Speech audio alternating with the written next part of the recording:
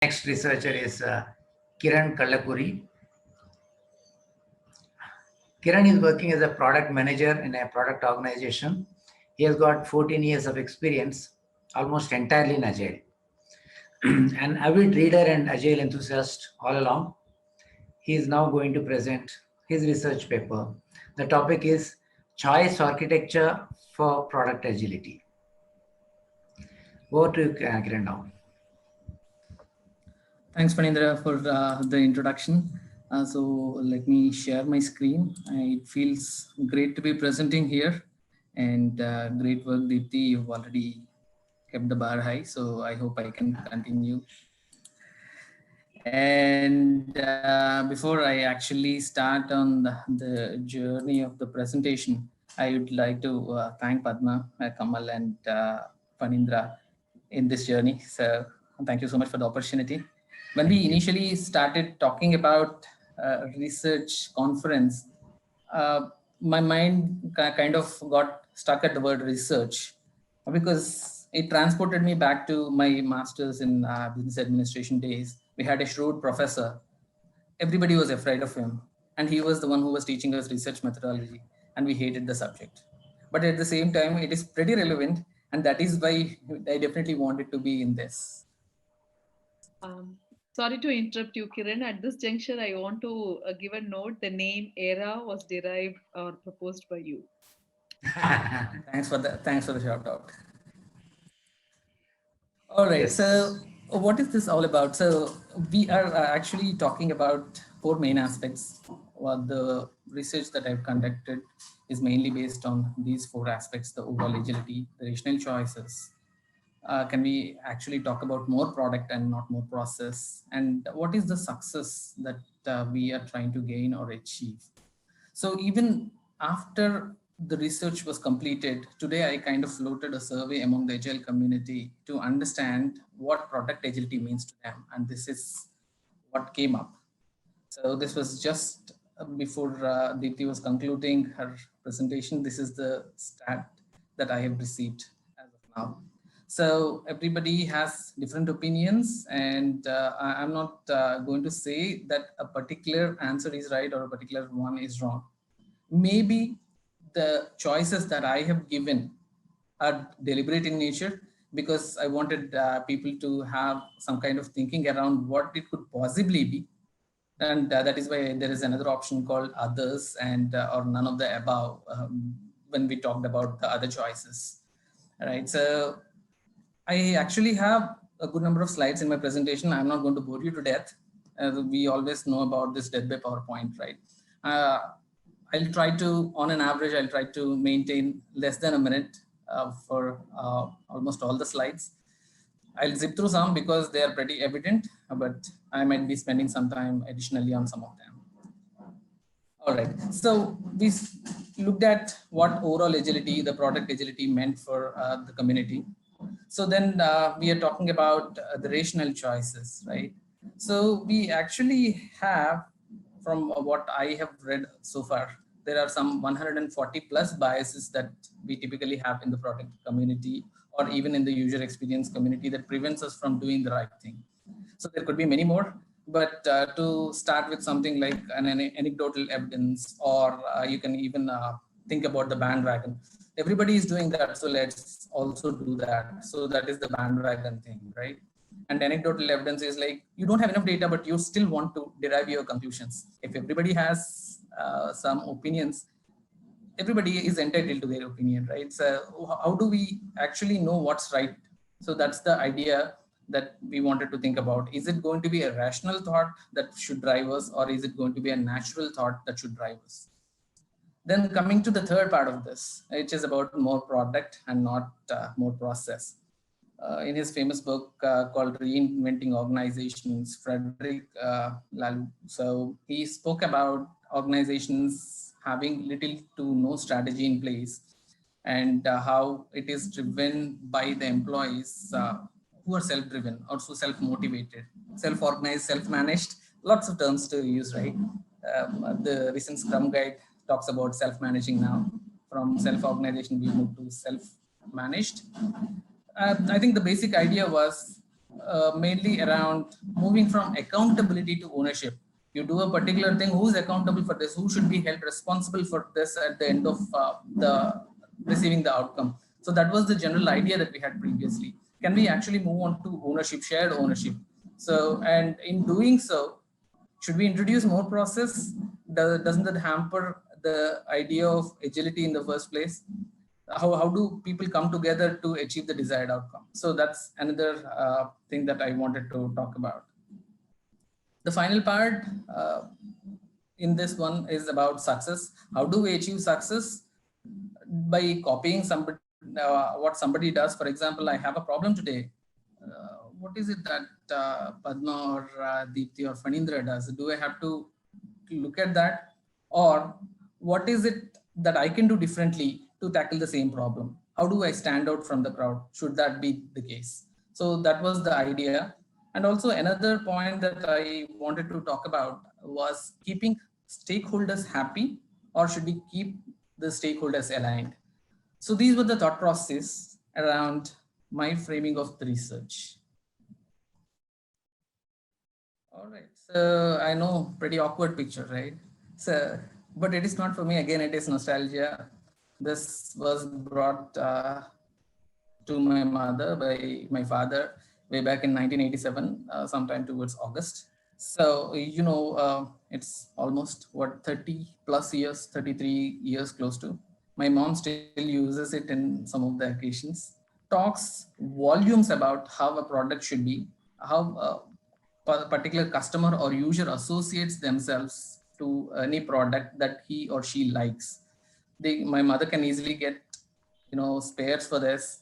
She on numerous occasions, at least for the first 10-15 years, she said she did not have any complaints. But after that, if she had minor problems, she was able to get the spares easily. She doesn't want to part with this one, right? I'm happy that I could bring my mother's example in a conference. So again, thanks for the opportunity. This is a washing machine, pretty evident, right? So what do we use washing machine for? For washing clothes. But some people in the states of Punjab and Haryana have used it for making lassi as well. So what do you think would be the use for your product might not really be the same. They could have varying uses. That's the idea that I wanted to depict through the usage of this analogy. Kodak. So everybody, at least in my generation, associates themselves to the fond memories that are created by Kodak. But quickly Kodak had gone into bankruptcy. So they had, at one time, they had around 1,100 plus patents. That is what they have held on to. In 1975, they've introduced the world's first digital camera. It was that was far superior to any of the others like Sony, Canon, or Nikon. And they knew that the films printing and stuff were going out of business. So they tried to do a few other things as well. But the problem they had was they did not actually stick to one particular thing. So they've acquired businesses, they tried to diversify their businesses, they bought businesses and sold them at a lesser rate. Finally, they've had to file for bankruptcy. So while innovation was there, they did not stick to it for a long time. So everybody, we talk about the baby elephant syndrome, right? So, well, when you are in childhood, you are told stories and that's how we learn the world. But at the same time, there are certain things that make us stick to what we learn. So for example, an elephant that was tied to a pole when it was in a baby stage thinks that it can only move in that particular circumference. It doesn't go beyond that. And even if it grows bigger, much bigger than the mahout himself or herself, it continues to believe that it cannot run away from the shackles. So that's how currently some of the products have their shackles in mind. These are the imaginary shackles that they have in mind, but they stick to it because that is their belief system. I'm not sure how many of us know about TinySpec. This was in 2012 when they were making a gaming app. and they had some amount of failures in their previous projects or undertakings that they did previously. And probably they learned from that experience, and while they were making the gaming app, they also kind of put together all their documents and the shared content and all of that in a particular place, and they called it the searchable log of content and all knowledge, right? So at some point of time, the gaming company did not take off, but they were able to sell Slack, and it is selling more than $1 billion, right? So this was something that they haven't anticipated, but they were able to quickly adapt to. So if we talk about how something, if it blocks your vision, what do you do that? Do you discard it entirely, or do you try to clean your glasses and try to look at it differently?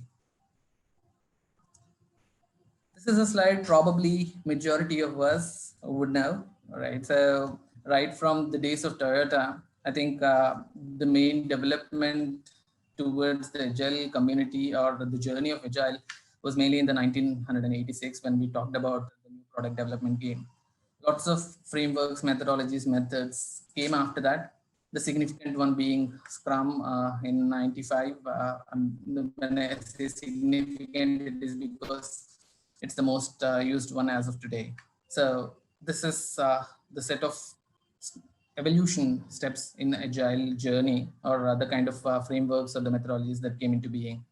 So after that, in 2001, the Agile Manifesto was framed, and again, it continued into test-driven development. Large-scale Scrum came into picture, lean software development came into picture, and more programming, disciplined Agile delivery now is a part of PMI. All of this have come into picture. There is no representation of SAFe here, but yes, SAFe is also in the picture. All right, let's move on to the product. What actually is a product? So product could be anything that creates value for both the buyer as well as the seller, and there is a transaction value. You pay something, you get something that you could use. If you are not able to use it, you're not willing to pay for it. So often times we get these various kinds of offers, right? So for example, you get a free SIM card, you get free talk time, or you can talk for 6 months with no cost, so on and so forth. So you're getting a SIM, you're using it, but in fact, the product is not the same. The product is you, because they're gaining your data. So that's the idea that they have, that when businesses give you something for free. If it is free, the product is you. Choice. So there are several choices that everybody makes on everyday basis. Which door to enter, which decision to make, which food to eat on a particular day, what is it that we need to develop in a software development world. So there are so many choices that we build. But if we have too many choices, how do we determine what choice is the best for us? So in the user experience world, there is something called the Hicks law that says you have 10 choices that you give to the customers. It will take longer time for them to decide upon one choice. So I'm trying to bring this choice and product agility concepts and try to see if an architecture can be tied up in between them. So this is the representation of product agility as some of us opened. Right. So it starts from the requirement, getting the requirement, and the development happens, and then it is released. So it's a journey from your problem to the solution. The release is done. So everybody is happy. Is that how we should look at product agility? I guess not. So maybe moving into the future slides, we'll talk about what I mean by product agility. Are you able to see something on the screen?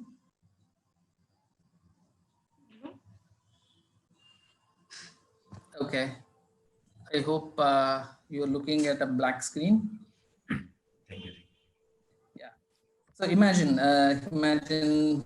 is a powerful word. think you are in the Stone Age and you are in a cave. At the end of the day, after doing everything that you can do in that particular time, you retreat to your cave, you want to take rest, and this is how your cave looks like. Can you see anything? Possibly not, right?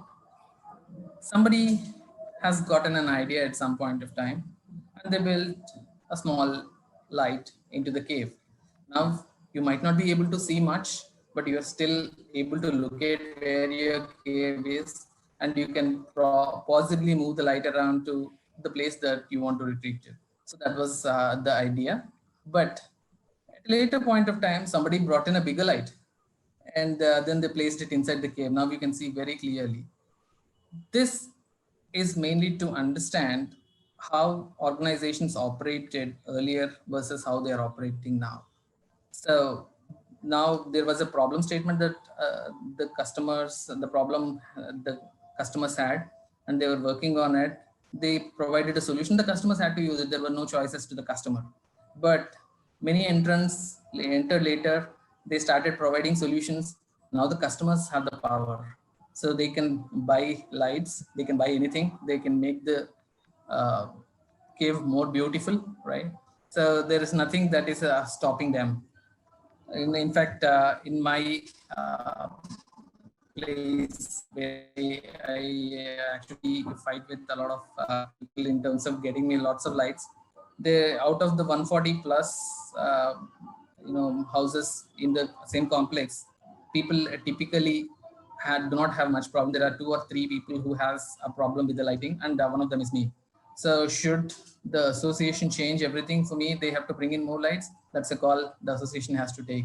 They are the product organization for that. Yeah. So I do not know about how many of you know about this story. This is a peppered moth. So in the 1800s, the color of the peppered moth was this white one with the black dots. 98% of the population was in this color. They rested on the trees. The trees were also almost in similar color because of the lesion on the trees. And they were able to survive, no preying.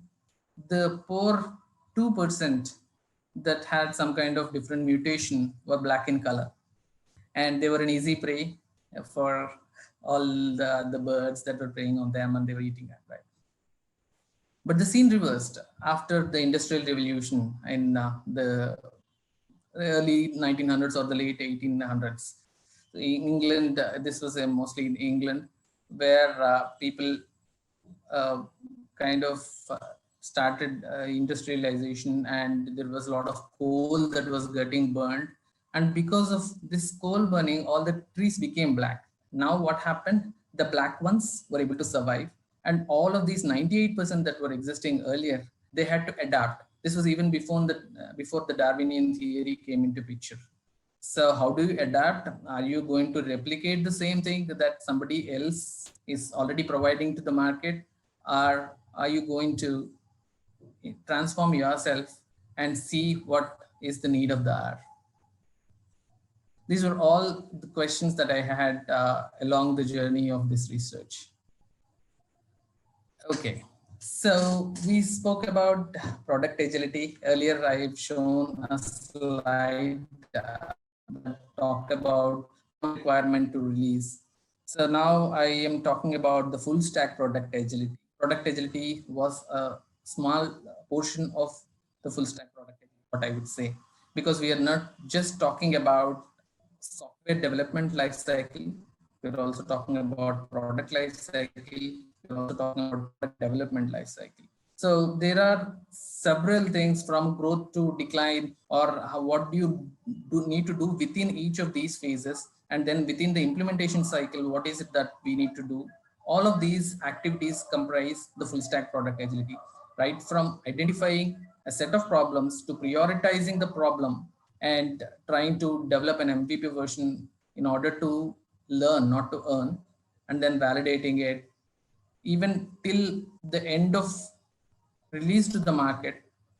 How do you actually go to the market? How do you market the product? Shane had actually talked about a few of the things that we already are talking about. So in each phase, we are not again talking about the organizational agility or the business agility, because those are much bigger areas than this one. We are not talking about suppliers or vendors. We are not talking about the portfolios. We are talking about a specific product. Within a specific product, what is the full stack product agility that we could think about? So that's the thought that I want to leave you with in this. Moving on to the choice architecture. So maybe the word is a little incomprehensible, because typically we do not use these terms. A lot of people in the marketing arena use this choice architecture to carefully place their products. When you go into a supermarket, what is the product that you see in the first? So that's a strategy that is devised by them and used by them. And there are certain nudges that they built in, so that you can try to understand what makes you happy and what influences your decisions. For example, although it is not a marketing one, I can think about Gmail. You have typed in something in the Gmail, you are sending an email, and at the end of sending that email, there is a word called attachment within that email. Now, when you hit send, Gmail immediately, the Google guys ask you, you typed in something called attachment. Are you sure there is an attachment in this one, or you haven't forgotten to attach the document that you intended to send? So that is a simple nudge to, again, remind the users what is important to them, and then drive them in that direction. So these nudges are very subtle. They don't force the user to make healthy, they don't force the users to make the choices that the organizations want, but the healthy choices that can be made. So, and the other example that we could even think about is the option within your food applications, right? Mobile applications, where you order food within Uber Eats and Swiggy, they have a tip amount that is included. So they say, do you want to tip the person who brought you food? If so, these are the ideal amounts. They will not say how much you have to do, but say they say 20, 50, 100, and so on and so forth. You can do any amount that you want, but these are the ideal amounts. That is actually playing in the user's psychology to make them do at least a minimum amount that they would not have thought otherwise. So that's the idea. How do you make healthy choices when you go, even when you are dieting? How do you ensure that you eat only healthy food and you don't get tempted by what you like? That's the choice architecture that we are talking about. Combining this choice architecture and product agility. So this is one great example that I found from James Clear. So we are talking about making improvements in every area of the full stack product agility that we are talking about. Even a very minor percent of what you make to improve in each of those areas could result in heavier gains. So that was the idea. We can even think about this as the butterfly effect, right? There is something that is causing a larger effect. So how do you make that work for your advantage? That's the idea that we wanted to bring in by combining the choice architecture and product agility.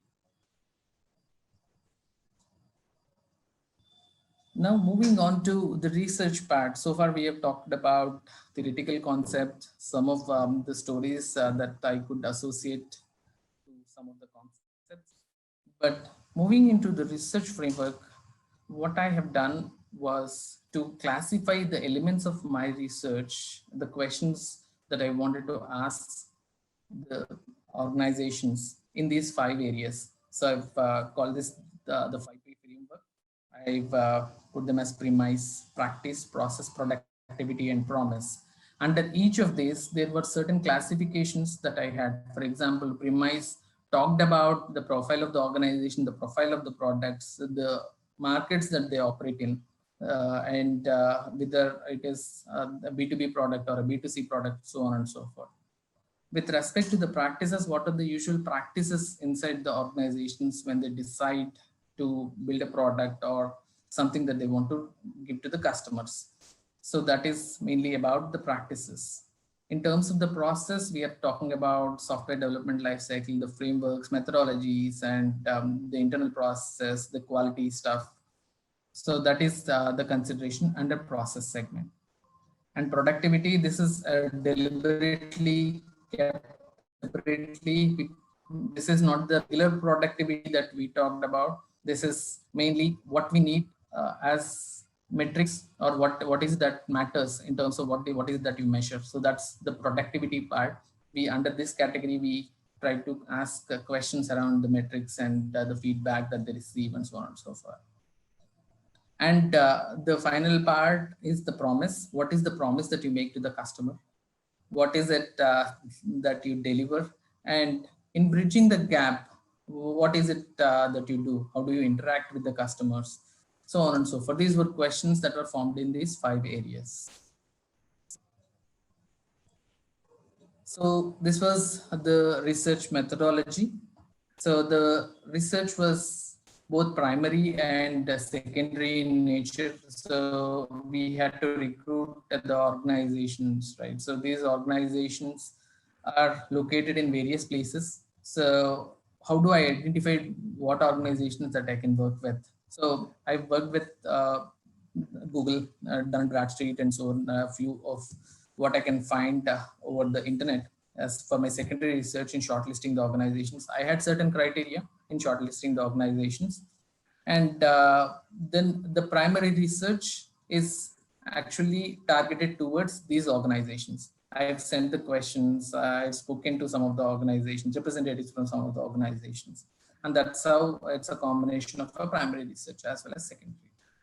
In terms of the respondent size, so I have sent the queries, or I tried to talk to at least 80 plus organizations, but I have received 41 organizations responses.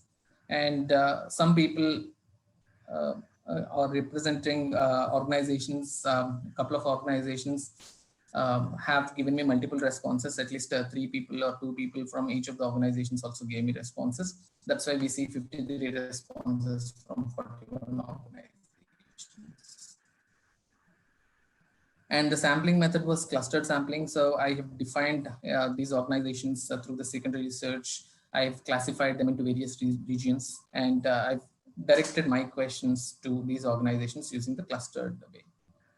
And in doing so, we also had anticipated some sampling errors, but that actually came true at the end of receiving the responses, right? The conflicting responses. Somebody, let's assume that I've asked a question to one of the organizations asking, do you use Scrum? Somebody could, although this is a bad example, somebody could say yes, somebody could say I do not know. So it is a conflicting response, right? So how do we actually try to group those responses? Those responses were anticipated. And majority of the organizations that I work with are startups. They do not publish a lot of information about them. So we have assured anonymization to them. So even when using the raw data, we had anonymized their information, and perfectly GDPR compliant. And the mode that was used, we have interviewed some people. We've also used Typeform to send the questions. And some of the findings from the research are here. So the respondent locations, as we spoke about, we had different clusters. So 10 respondents from Europe, and 9 from North America, and 21 from Asia Pacific. This is the operating space for a lot of organizations. 25% of them are B2B2C. They serve the business as well as the end consumers. 46% were in B2C segment, and 29 were in B2B space. This is the domain distribution of the respondents. So out of the 40 plus respondents that we had, this was the distribution. Majority of them responded from the education domain and the manufacturing domains. Healthcare was difficult to get some responses from. Usage of agile methods, 74% of these organizations that I've spoken to have used agile methods, whether it is Scrum or XP or some others or a mixed set of methods. The rest of the organizations were using the traditional ones. How do they interact with the customers, on what frequency? Uh, Majority of the organizations that I spoke to had at least once a month interaction with the customers to understand how their product is doing and what the additional problems that they have in using the product and so on. The others were infrequent, like they did not interact with the customers very regularly. It was mostly on an ad hoc basis. Organizations had a lot of things to work on. So, but how do they make certain things their priority? So there were certain challenges that they had. So some of the organizations did not know how to measure the data. They had some options in terms of the tools and all of that, but the data is available. How do they make the data to talk to them in terms of the insights? They were not really sure. And they had internal conflicts, the program management office. Then there are certain other influential people. The person who shouts the loudest used to get the prioritized work done. So that's how it used to be some of the organizations. But the major factor that came into picture was the lack of experience in terms of how to prioritize. You have 10 problems, or you have only one problem that you are trying to address, but it needs to have X number of things to be done. So out of these X number of things, how do I prioritize? What is the priority that I need to make? So that's one thing that people had a challenge on. And a few others had technical issues. They did not have the exposure, and nor did they have any tools to measure the data. The product usability evaluation. So this was the outcome from the responses. 35% of them did a usability evaluation on every feature release because it was pretty important to them. And 54%, a majority of them did for multiple releases together. They felt that some of the releases might not really warrant a usability evaluation. That's why it's 54%. And the others, again, were ad hoc, about 11% of them. This is an interesting fact. So this is the set of metrics that matter to these organizations because they have to stay relevant in the market. They have objectives. At the same time, they also need to provide value to the customer. So what is it that they measure and how do they get benefited from measuring these? So that was the idea behind asking this question or questions in this direction. So the three main things that mattered were the revenue, new customers, and the customers that they were losing. So these were the three main things, and the rest were also measured in some of the other organizations. But the top three were revenue, customer churn, and new customers they have received per quarter. So the key success factors. So majority of these organizations have had tremendous growth. A lot of them were startups, but they were able to sustain in the market. They were doing very good. So when we talked about the key success factors to those organizations, so this is what came up mainly. They had specific focus. So they have identified the problem areas and whether they wanted to follow a blue ocean strategy or have their products positioned in the same market as the rest of the competition, but having a differentiating factor. This specifically had a focus. And majority of the organizations had the frequent customer interactions. Some of the organizations had these teams called the product excellence teams. They call some organizations called with different names, but that was the idea behind this. And they also had the customer service teams to talk to the customers at any point of time, not leaving them dry after the sale is done.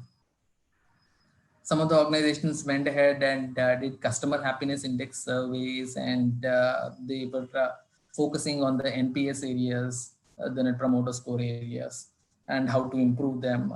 They had the personal connect.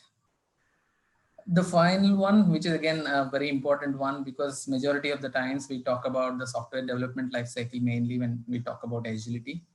But what happens in reality is that somebody gives the priority and that needs to be complete by in terms of the development by the teams. But here in this case, it was a collective prioritization decision. So a lot of people come together, the cross-functional teams come together. Management also considers the user expectations and business goals. And these were the main key success factors that came out of this exercise. Based on this exercise, so we were thinking what we could do if there was a manifesto for product agility. So because the Agile manifesto mainly talks about the development side of things, the software development, it is the framework, the main manifesto that is developed by the developers for the developers, right? So what if we had a manifesto for product agility? That's when we spoke about using the research outcomes to try to form a manifesto for product agility. So one of the main four factors that we considered are problem management or product management. It's not about adding more features. It's more about how you identify the problem and how do you solve it. And then again, simplification, brevity is still relevant in these times. And how do you make it simple to everybody involved? It's not just your users, it's not just your internal teams, but to everybody involved. You don't necessarily scale everything, but you simplify things for everybody. And some of the organizations have a lot of emphasis on user experience, customer experience, product experience. Even if they're building APIs, they have a team on API experience. But some of the organizations in this times also are reluctant to spend money and effort and resources on improving the experience. So they consider this is the effort that it's going to take. Maybe at a later point of time is when I'm going to take this exercise. So that should be considered, but at the same time, the experience, product experience also matters. So that's the idea behind this. And familiarity over facts. Yeah, again, as I spoke about this selective hearing or selective blindness, right? So you have certain data, you take the data that matters to you. At the same time, the data might be there, but at the same, what happens is the data is not significant enough, or you have the data that is significant enough, but you don't have the context. So you need to have all of these things in place. So that's the familiarity part that we are talking about. Facts are good. You need to have data. Data is the new oil. So everybody wants data. Empirical evidence is definitely needed. But how familiar are you with the data? What is it that you can take out of the data and transform that into insights which you can make use of for your decision making? So that's the idea behind this manifesto for product agility.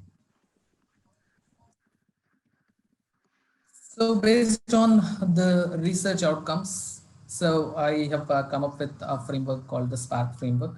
So this is in no particular order. So the each of these components are not important than the others, and that is why this is an area to make a meaningful word. So that is how the term came into being. So these are the 5 components. We'll be talking about each of these 5 components in the subsequent slides. I hope I'm not boring everybody here. So anything anybody would like to share their experiences on what I have been talking about so far?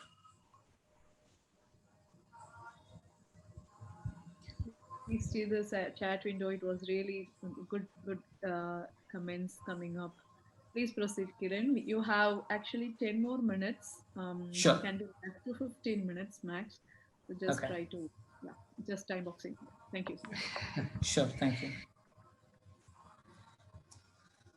All right. So, I mean, in the previous slide, you must have seen the word scale, and you might have been surprised. But in reality, we are talking about not scaling the product when it is not necessary. So you decide what you want to work on. How do you want to prioritize between these things? Do you really want to emphasize on how many features that you are building for the customers, or what is the value that you are providing to the customers. So the scaling is something that is not really relevant if you have identified your focus areas for the product. Product experience. So the image that you see here is from the design thinking perspective. So like I've mentioned, some of the organizations have the product excellence teams that they use to enhance the product experience for the customers, to keep them relevant, even in the pirate metrics that we speak about, right? The acquisition, activation, so on and so forth. At each stage, the product experience matters a lot. And how do you identify what matters to the customers, and how do you prioritize them, and how do you take a relevant problem and solve it? So that's the product experience part that we are talking about. There is a concept called the product ops that is growing now. It again is booming, or rather gaining popularity, like the DevOps or the research ops or the design ops. Everybody talks about product ops now.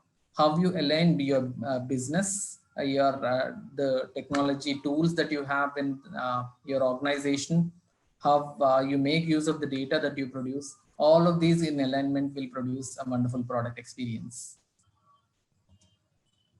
The alignment, we always talk about customers being our the gods, or the customer is the king. We always say yes, they are definitely the customers, because they win the bread and butter for the organizations. They get us the bread and butter for the organization, unless you are in a not-for-profit setting. But at the same time, we have certain business goals for ourselves as well.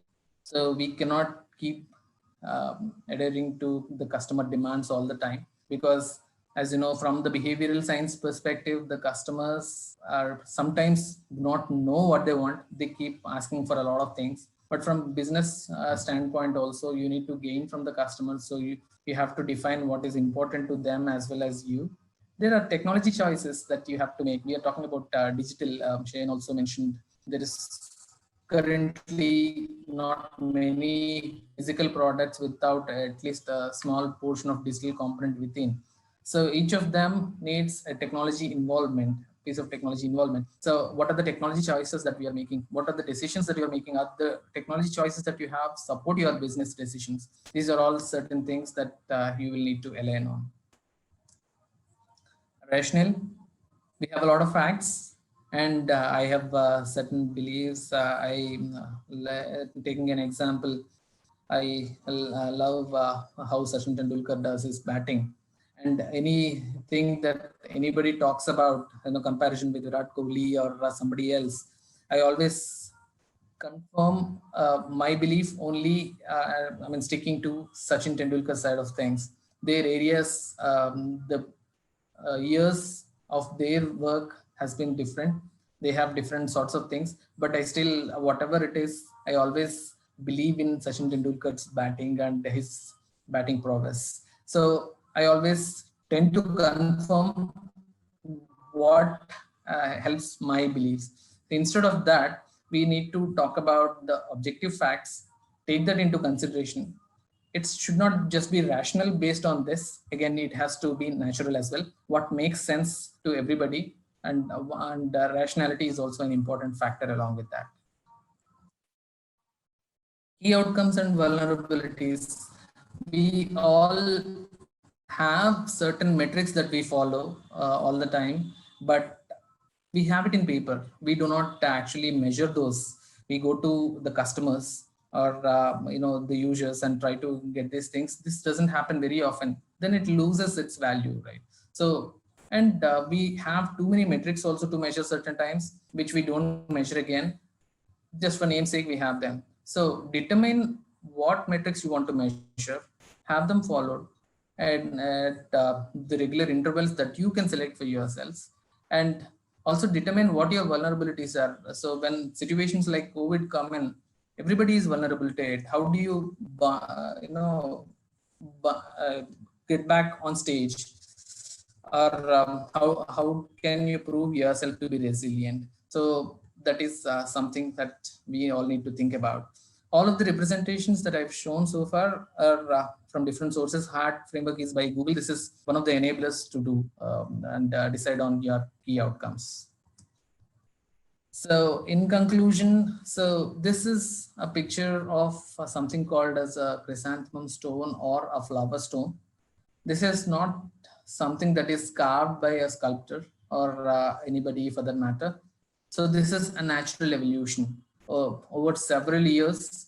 And these can be found in China and some parts of the other world as well.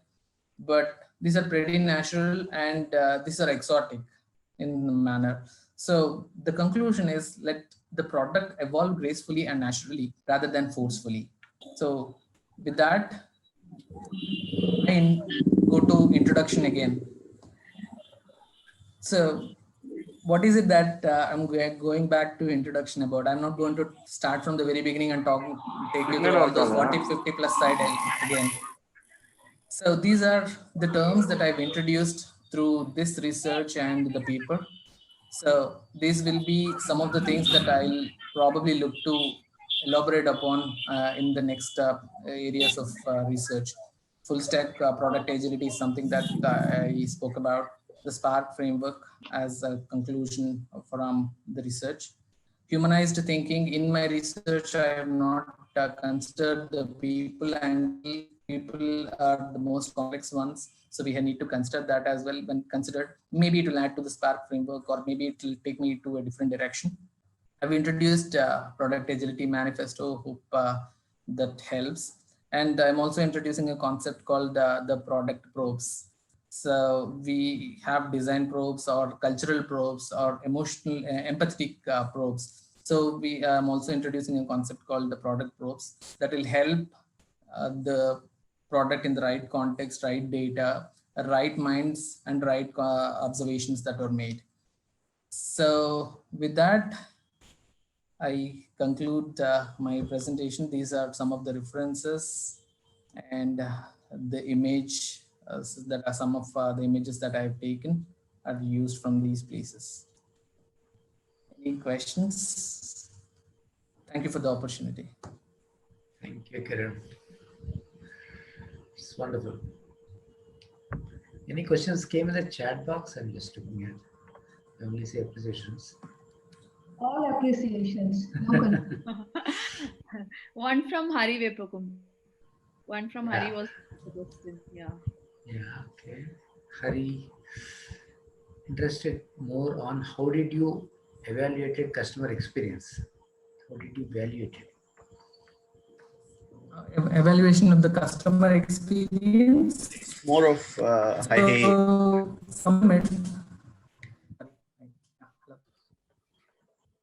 You're not audible now. Yeah. Kiran?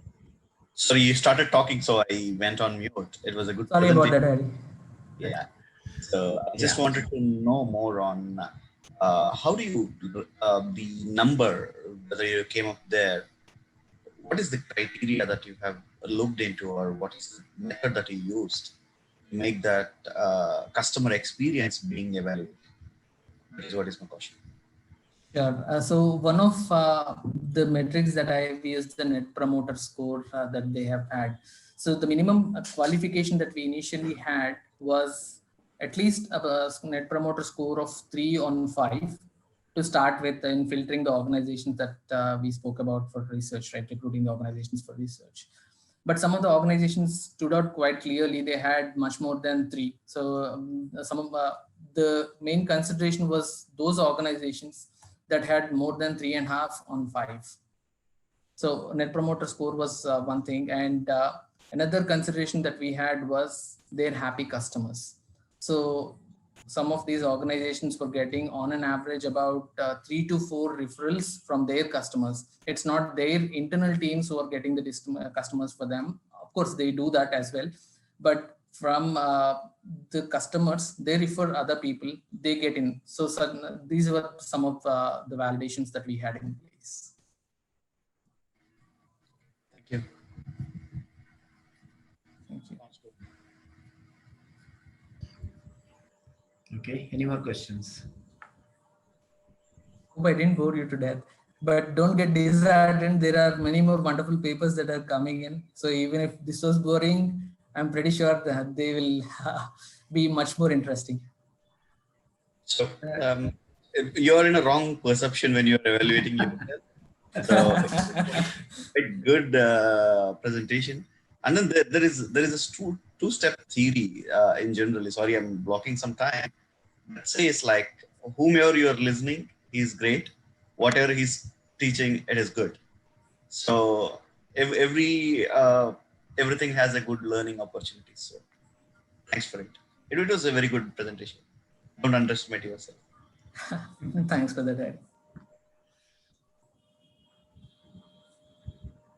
Thanks, everybody. Anybody got any further questions? Anybody wants to ask? Yeah.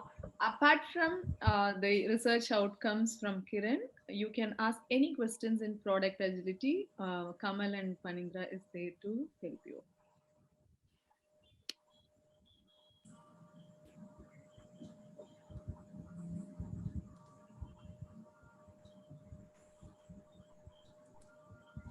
So again, thank you for the opportunity. And if there are no further questions, I look forward to hearing from the wonderful speakers that we have further.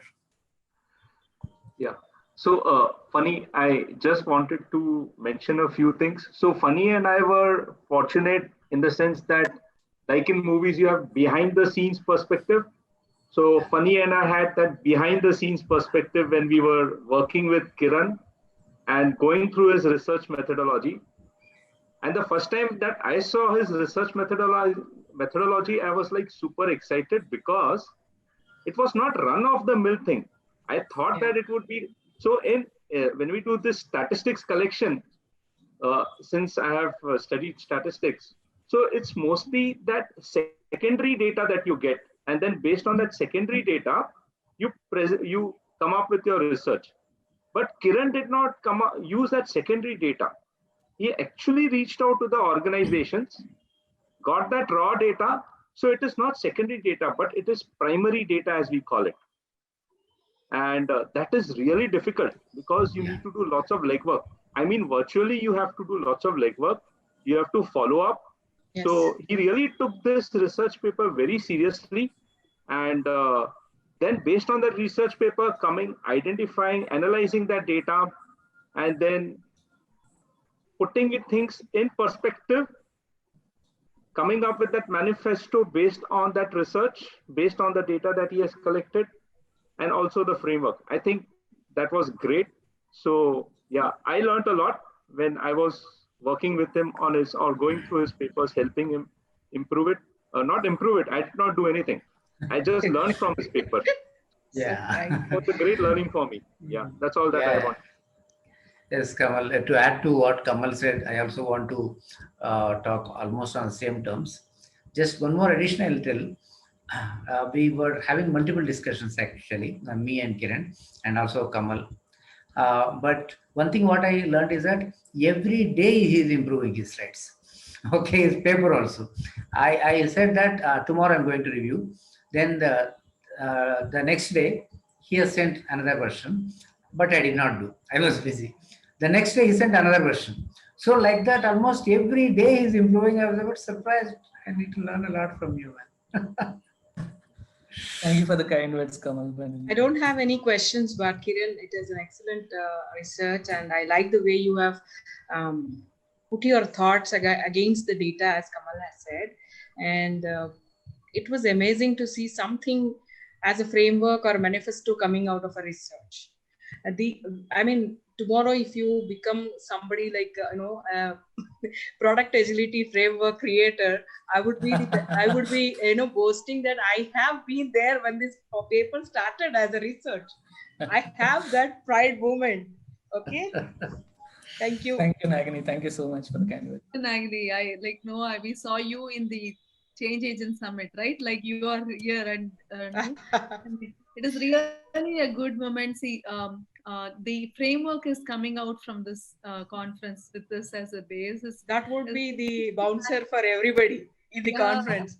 What would be the final goal from here? Would be something like that. To be frank, Kiran is a backbencher. and I never Correct. throughout the last 6 months that he's going to do this. I was like chasing, are you doing something? And he has come with flying colors. Really, thanks. Very Amazing. humble, actually. He's very humble and ready to take any suggestions also. Yeah, I mean, both papers, I would say, product traceability as a whole. Deepti, of course, I think some of you already attended her paper presentation, but why we are getting, I mean, we are talking more about Kiran is that it's a new first time, and both Deepti and Kiran, fantastic. Excellent panel discussion. Thank you. Thank you. Both of you. That's all, Padma, from our side. Thank you so much. Kamal, do you have anything finally, or can we proceed? Maybe summarize something for product agility. Yeah. Okay. So when I was, like we were discussing, when I was going to the paper and when I saw the manifesto, so I think this manifesto, and to summarize, actually is, I'm looking forward to a beginning, because when we were discussing now, so that my summary is not actually a summary of what we have just presented. It is a suggestion or an idea. This is based on the work that where I was at the Scrum coaching retreat 2 years back. Suresh, Madhur, and Gaurav had come, and they have come up with some kind of a framework which they have really worked upon. So the seed was in a particular conference, and then they really extended it and then presented it in multiple conferences. So my summary actually is a suggestion to probably create a website, propagate it, get more feedback. You are already adept at doing primary data collection now. So use this. Don't stop. Yeah. Yeah, don't stop. Extend, get more inputs from a wider audience. Like So, beginning for us, next sequel. yeah, I'm excited about it. I mean, I would love to work with you on that. Take a little bit of credit also for that. But Of course, certainly, yes. In fact, all of you have much more than I deserve, because you have been providing the wonderful feedback that helped in improvisation. yeah. And So definitely that's- we'll be actually waiting for the next Change Agent Summit from Deepti's side, and want to see how the COVID has changed anything from the previous 2 years, and what is that report going to look like. Excited about that. Thank you so much. Because of sound, but yes, and actually, so Nagini is doing so much, not just Come for on. the team, but on the personal front as well. I mean, I see her taking up, one educational program to another, and which is not, very much seen, especially in senior leaders. They mostly come with this attitude of know all, but you will not see that in Nagini. Nagini always, of course, prepares her papers for the conferences. If they are not selected, not like a senior, but like again as a participant, she'll verify how it can be improved. And of course, I probably might have always complaints with her. You are overall, you are all over the place, and your hands are into so many things. How will you manage time? Despite that, of course, she manages time so well with things, and I think she does more than. How many hours do you have in a day, Nagini? That's what. And on the Kiran's presentation, definitely Kiran. And look at the appreciation you got. Wow, this is really brilliant, and definitely great presentation. And also, Padma, really, I know this is such a Herculean effort, and not being greedy, targeting 50 people, and focusing on content. And I did not definitely get opportunity to interact with Kamal, but my God, Fani definitely made it very difficult. That. So ensuring the quality, definitely Fani has really put in a lot of effort, and plus. I am going crazy because of the work at my end. And so anytime he comes and asking for change and me freaking out, and he with a lot of maturity. And I am freaking, I'm like volatile at this point in time. No. So when he'll ask for change, I'll be like, oh my God, now that cannot be done. But he was extremely patient, and with all that patience. So thanks a lot to you guys. You have put in so much effort, and I feel truly honored to be here. Thank you so Thanks much for the understanding. kind words. Yeah. Thanks for the understanding. It is absolutely only for the quality because it is going to be in your name for centuries together, right? So it's not just a presentation now in this conference. It's going to be a reference forever. So that's the reason. So from tomorrow, after this is published, we just Google Kiran and Deepthi will find this in the paper. Okay. Yeah. That's You what I want to given tell. me. You have given me a new goal now, Deepthi and Kiran. I want my paper next year. That's what I want to tell Kamal also. I think if somebody Googles my name or Kamal's name, we will still get it in the research paper. Sure, Ah. sure. So yeah, this will be the first name, Nagini. If you are there, you will be the first. Take my name. Yeah. Nagini, your name still comes up. You Google Nagini and that still comes up. That is okay. That is for my effort, but this is for a research. Yes. This is different. Yeah. So again, so for the research, I don't know how this thing will work out for me. But the funny thing is that so when they were checking, it to be an original, so mine came up for 50% Yes. this thing because we already published this one with Agile Alliance. And so, so then that's where Fani and I showed him that please look at this. And this is entirely because it is published. And so it's constantly showing. But you look at every link which is showing, on the internet is only going to one source and which is because of, Yeah, correct. Yeah. Absolutely. But the owner or author of that link also is you. So Yeah, correct. That's true. In that way, Oh. it is right. it's not Over a to you, Padma, plagiarism. now. then.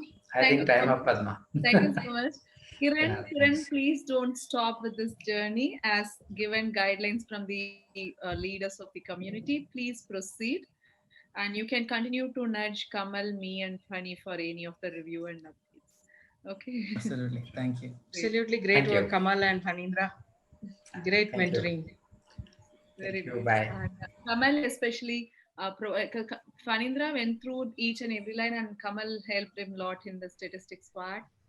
And thanks for both of you. That too from US. That is the US, difficult yeah, part. that is that is very difficult. So Yeah, thanks okay. so much for this panel. Let's proceed. If the participants is not having any questions on product agility, we will just proceed to the next important panel.